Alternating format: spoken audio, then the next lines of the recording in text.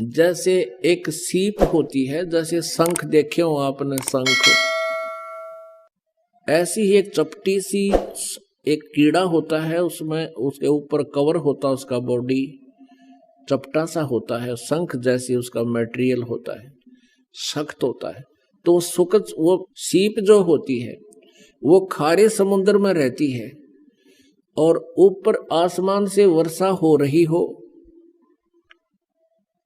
और उसका मुंह खुला हो, उसमें वो क्या करती है, एक बूंद ऊपर के आसमान के जल की ले लेती है, स्वाति नक्षत्र बोलते हैं उसको, और उस बूंद को लेकर के वो वापस ही मुंह बंद कर लेती है और समुद्र में गोता लगा लेती है।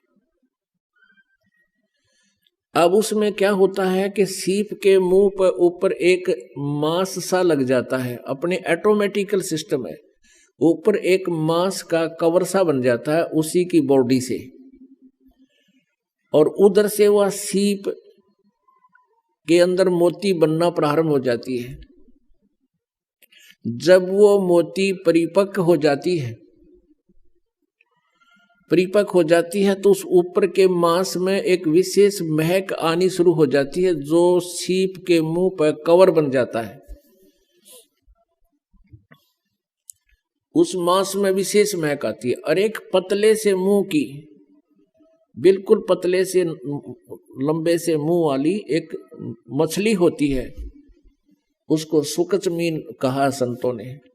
तो वो उस महक को आने से, उसको खाने के उद्देश्य से उस सीप के उस मांस के कवर पर, जैसे ऊपर एक थोड़ा सा कवर सा होता है, उसको खाने के उद्देश्य से ऐसे टक्कर मारती है।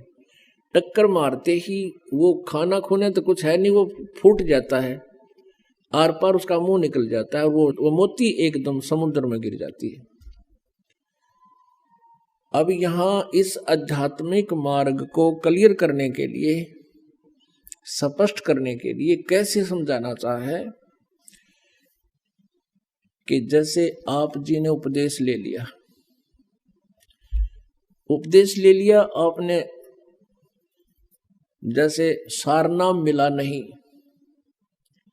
सतनाम तक आपकी भक्ति चल रही है।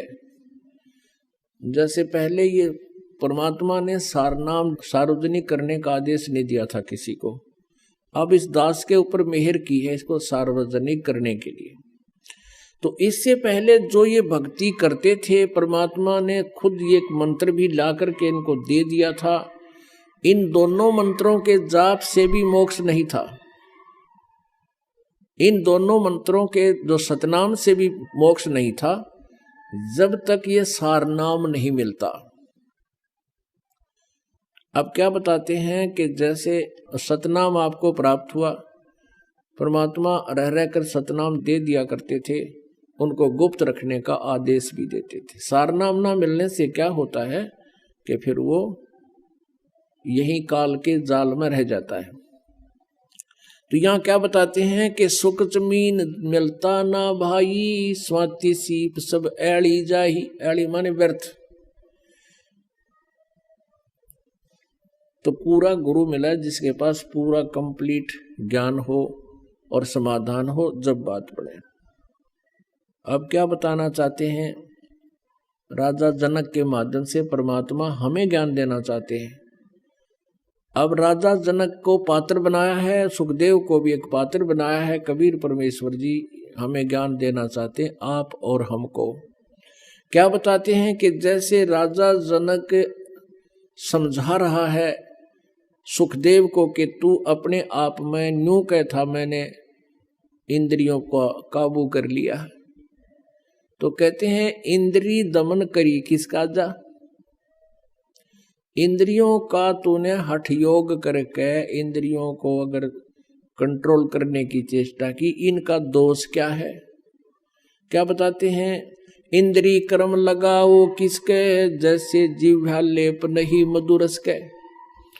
अब आप शहद खाते हो, जीभ के ऊपर शहद लिपटा नहीं रहता, तेरा आदेश हुआ मन का कि यह चीज चाहिए, वो खाने तूने खाई, इंद्री ने अपना काम कर दिया, उसने आगे सरका दी, तो उस मधु का, शहद का जिह्वा के ऊपर कोई उसका लिंक नहीं रहा, उसका कोई प्रभाव नहीं रहा।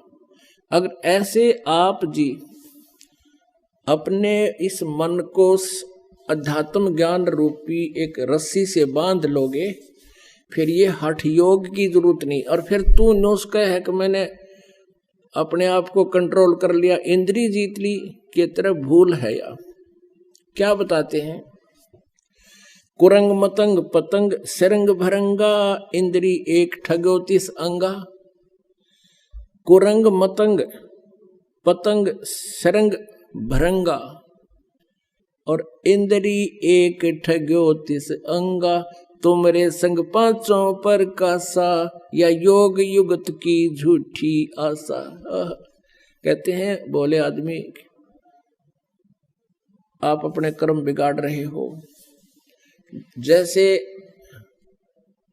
कुरंग, हिरण होता है कुरंग, उसके कान का विषय होता शब्द, शब्द के विषय पर वो इतना कायल होता है, इतना विवश होता है कि ये हिरण पकड़ने वाला, मृग पकड़ने वाला एक शिकारी एक प्रकार की एक धुन बनाता है सारंगी या अपने किसी यंत्र से, और उस धुन पर कान के कारण वो इतना विवश हो जाता है, हिरण आकर के उस शिकारी के सामने ऐसे मुख रख देता है और उस धुन के ऊपर इतना वो मोहित हो जाता है और वो उसको पकड़ कर अर्जा ले जाता है। फिर उसको उसकी मौत का कारण बन गया वो कान का विषय।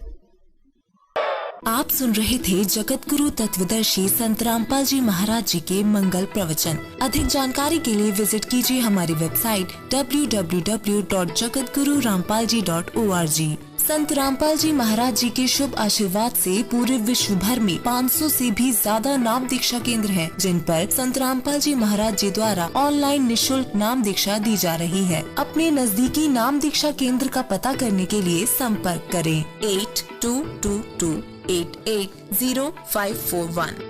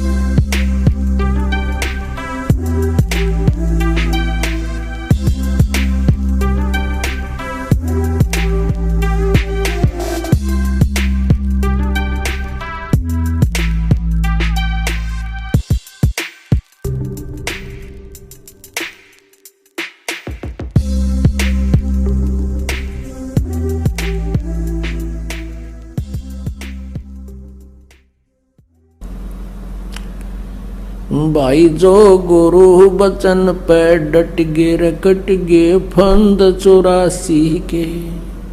भाई जो गुरु बचन पे डट गे रकट गे फंद 84 के। कट गे फंद 84 के, रकट गे फंद 84 के। भाई जो गुरु बचन पे डट